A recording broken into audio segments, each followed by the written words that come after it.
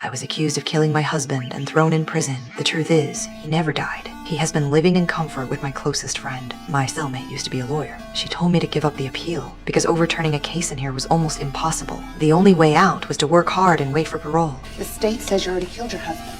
They can't convict you of it a second time. That means that when you leave here, you track him down, and when you find him, you can kill him. That's right.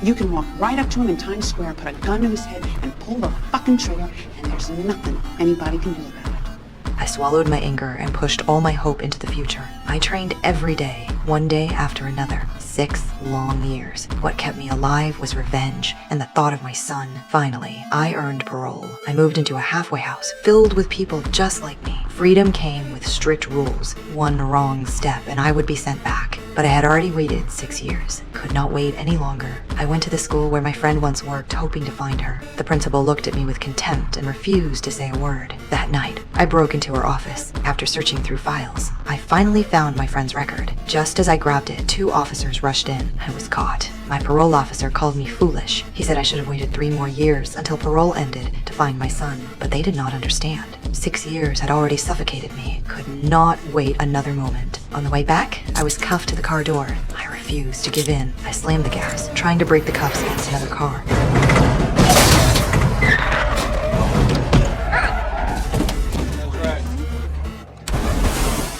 Just before I succeeded, the officer lunged at me. In panic, I drove straight into the water.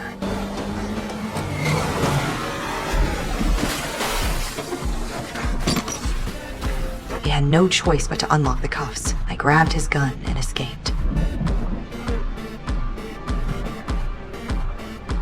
I returned to my parents' home. My mother gave me travel money. I set out again on my path of revenge. At a car dealership, I pretended to buy a car and used my friend's social security number to trace her address. I drove there, loaded my gun, and rang the bell with a trembling hand. But it was not her who answered. A neighbor told me she died 5 years ago in an accident. My chest felt crushed. If it was an accident, her son should not have survived. Yet he was still alive. This was no accident. I searched her photo online. In the background, I saw a painting that belonged to me and my husband. I followed the lead to an art gallery. They said a man named Nick was hosting an auction. My instincts told me it was him. That night, I put on a gown and slipped into the event. I was right. The man with a new name was still my husband. When our eyes met, his face turned pale. I did not expose him. I demanded a deal. Hand over my son or I would destroy him. Suddenly, the police stormed in. I had to run. The next day, I called him. I told him to bring my son to the cemetery. After 6 years, he was finally there, standing ahead of me. My heart raced as I walked toward him with joy, but fate struck me once again, harder than ever.